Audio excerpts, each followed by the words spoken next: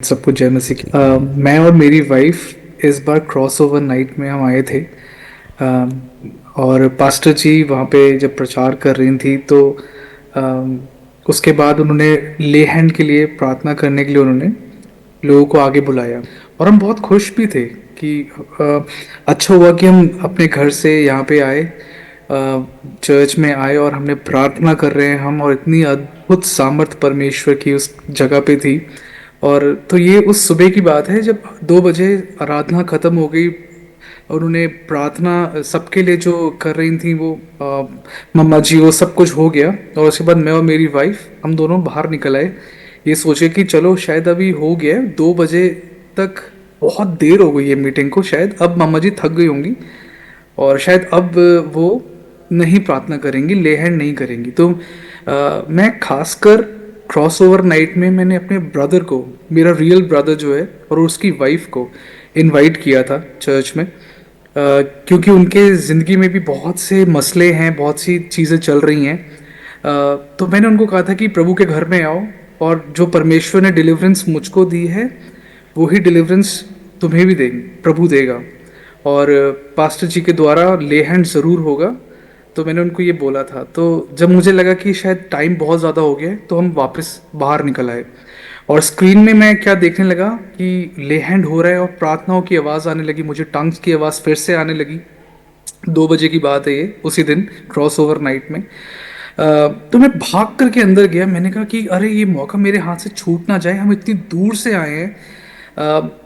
ऐसा ना हो कि हम बिना ले हैंड कराए, बिना प्रार्थना कराए ऐसे चले जाए। तो मैंने देखा कि मम्मा जी फिर से प्रार्थना कर रही थी सब लोगों के लिए नीचे उतर के, इतना इतना प्रचार करने के बाद भी वो ले हैंड कर रही थी। तो मैंने अपने फटाफट बाहर आया, मैं वापस अपने भाई को मैंने पकड़ा, मैंने कहा जल्दी आओ, उनकी वाइफ को मैंने लिया, जल्दी चलो अंदर ले हैंड कराना है। और जैसे तैसे हम लोग भीड़ के अंदर पीछे जाके खड़े हो गए, और किसी तरीके से प्रभु की दया ऐसी हुई कि मम्मा जी ने ले हैंड करा, मेरा किया, मेरे भाई का किया और उसकी वाइफ का किया। और मैं यहाँ हालेलुया। पे एक चीज मेंशन करना चाहूंगा, प्रभु की महिमा के लिए, कि परमेश्वर की दासी इतनी अभिषिक्त हैं। हालेलुया। मम्मा जी ने इतनी प्रार्थना करी, इतनी प्रोफेसीज उन्होंने बोली, जिनमें से एक प्रोफेसी तो उन्होंने जापान के बारे में बोला। And immediately we got this information कि वहाँ पे सुनामी आ रही है और बहुत तगड़ा वहाँ पे भूकंप आ रहा है। 2024 में बहुत बड़े बड़े भूकंप आएंगे, खासकर जापान, बहुत बड़े बड़े भूकंप अर्थक्वेक आने वाले।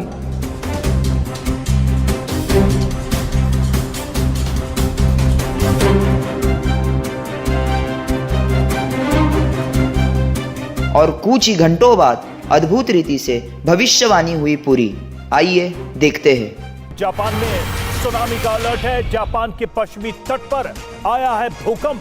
अर्थक्वेक आने वाले। भूकंप के बाद 5 मीटर तक उठी हैं लहरें। 7.5 तीव्रता का भूकंप आया है। तो जापान से ये एक अहम खबर सामने आ रही है, जहां पर सुनामी का अलर्ट जारी किया गया और यहां पर अर्थक्वेक भूकंप आया है। 7.5 इसकी तीव्रता मापी गई है और भूकंप के बाद 5 मीटर तक लहरें उठी हैं।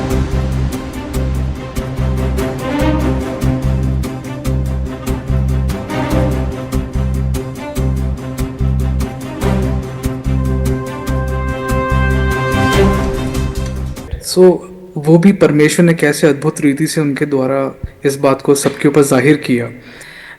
जब मैं और मेरी वाइफ केवल उनसे 1 या 2 बार ही मिले हैं, और उन टाइम्स में मैंने अपने बारे में और अपनी फैमिली, मतलब मेरी वाइफ के बारे में ही शेयर किया है, और किसी भी टॉपिक पे कोई बात नहीं हुई है कभी भी।